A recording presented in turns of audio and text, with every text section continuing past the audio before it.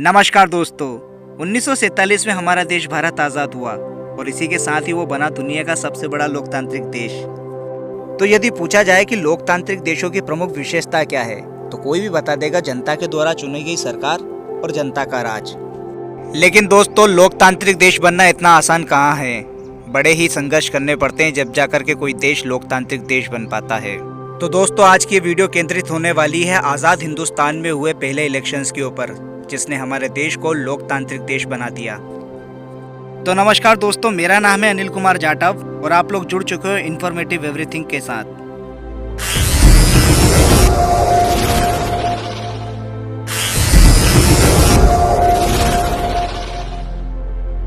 उन्नीस में provincial elections होते हैं और कांग्रेस इस इलेक्शन में भारी मतों से विजय होती है।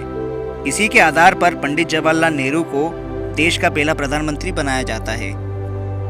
इस इमेज के जरिए चीज़ों को बड़ी आसानी से समझा जा सकता है। 1946 के पहले भारत में ब्रिटिश रूल रहा, फिर उसके बाद में 1946 से लेके तो 1951 तक भारत में इंटरिम गवर्नमेंट रहती है, यानी कि अंतकालीन सरकार रहती है।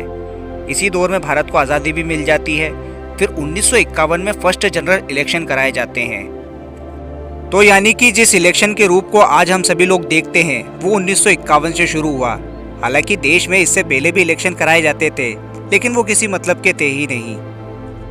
1950 में जब देश में संविधान लागू हुआ तो उसी के ही एक आर्टिकल 324 में इलेक्शन कमीशन का जिक्र किया गया, जिसके आधार पर इलेक्शन कमीशन को सेटअप किया गया और सुकुमार सेन को देश का पहला इलेक्शन कमिश्नर बनाया गया। तो काफी मजेदार किस्सा रहा हमारे इस आजाद देश के पहले इलेक्शन का, और एक से एक चुनौतियां भी रहीं। तो आइए एक एक करके सभी को देख लेते हैं। तो सबसे पहली चुनौती थी हमारे देश की जनसंख्या। उस वक्त जनता जनार्दन 37 करोड़ से ज्यादा थी, तो इतने बड़े देश में इलेक्शन कराया जाना आसान बात तो नहीं थी, और वो भी 1951-52 के समय। दूसरी सबसे बड़ी चुनौती थी देश में असाक्षरता।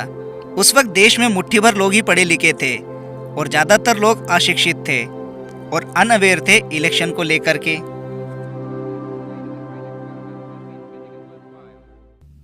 तीसरी चुनौती थी देश में संसाधनों की कमी। उस वक्त देश में लिमिटेड रिसोर्सेस हुआ करते थे और पैसों की कमी तो थी ही। चौथी थी स्टेट पॉपुलेशन एंड डाइवर्सिटी के आधार पर मैपिंग करना। ऐसा तो है नहीं ना कि देश में कहीं भी इलेक्शन करवा दो, मैपिंग करना तो जरूरी था। पांचवी चुनौती थी इलेक्टोरल वोटर्स की लिस्ट बनाना, जो कि इन सब में सबसे बड़ी चुनौती थी। देश में पहली बार यूनिवर्सल अडल्ट फ्रेंचाइजी के तहत वोट डाले जा रहे थे।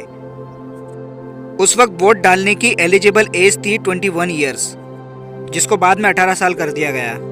जब पहली बार वोटर लिस्ट तैयार होकर के आती है देश भर से, तो उसे इलेक्शन कमीशन द्वारा रिजेक्ट कर दिया जाता है। ऐसा क्यों? क्योंकि उसमें ढेर सारी कमियां होती हैं। आइए जान लेते हैं क्या क्या। वोटर लिस्ट जब तैयार की गई तो उसमें नाम ठीक तरीके से समझ में नहीं आ रहे थे। कहने का मतलब ये था कि लोगों ने नाम उल्टे सीधे लिखवा दिए थे, जैसे कि दक्षिण भारत में बहुत ही लंबे चौड़े से नाम, और खासकर औरतों के नाम में तो ज्यादा ही दिक्कत आई। लोगों ने उनके नाम सीधे लिखवाए ही नहीं। उदाहरण के लिए मैं आपको समझाता हूँ। उन्होंने कुछ ऐसे नाम लिखवाए थे जैसे कि घिसाराम की पत्नी, चुन्नालाल की बीवी और मांगीलाल की बहू। इस टाइप के कुछ नाम लिखवाए थे जो कि समझ में नहीं आ रहे थे असल में ये नाम किसके लिए यूज में लाए गए हैं। और देश में इलेक्शन पहली बार सही तरीके से हो रहे थे तो एक्सपीरियंस तो था नहीं। कभी कभी ऐसा भी होता था कि इलेक्शन सर्वे डिपार्टमेंट वाले लोगों को देख करके कई सारी जगहों के लोग भाग जाया करते थे, उनको सही तरीके से कोऑपरेट नहीं करते थे उनको जान। तो इस प्रकार की कई सारी समस्याएं थी जो असाक्षरता की वजह से हुई। और जिन इलेक्शंस को 1950 में कराया जाना था वो 1951-52 तक पोस्टपोन्ड हो गए। तो फाइनली उलझनों को जैसे तैसे सुलझाया जाता है और 1951 में इलेक्शन कराए जाते हैं।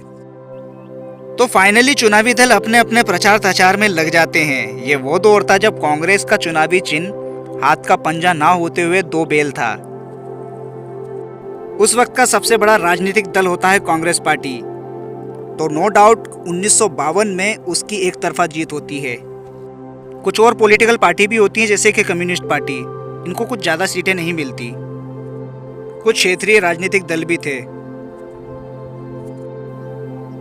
दोस्तों, मैं आपको एक बात बताना चाहता हूँ। जब हमारे देश में, इनफैक्ट हमारे आज़ाद हिंदुस्तान देश में पहली बार जब इलेक्शन कराए गए तो काफ़ी सारे देशों ने हमारा मजाक उड़ाया, क्योंकि वो देश हमारे देश को नीचा समझते थे और काफ़ी बैकवर्ड समझते थे। उनको ऐसा लगता था कि इतना डाइवर्स देश सर्वाइव कर ही नहीं सकता, वो भी डेमोक्रेसी के साथ। 1952 में जब इस इलेक्शन के रिजल्ट घोषित किए गए तो आश्चर्यचकित आंकड़े सामने आए। उस वक्त हमारे देश में करीब 17 करोड़ लोगों ने वोट दिया था। तो जो देश हमें नीचा दिखा रहे थे उनकी जुबान पे हमने ताला लगा दिया।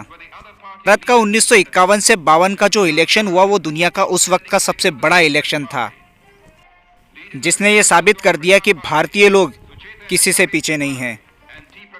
और दुनिया में सबसे पहले आज़ादी के बाद महिलाओं को वोटिंग राइट्स भी हमारे ही देश ने दिए हैं। तो आज की वीडियो में बस इतना ही। सपोर्ट जारी रखें। धन्यवाद।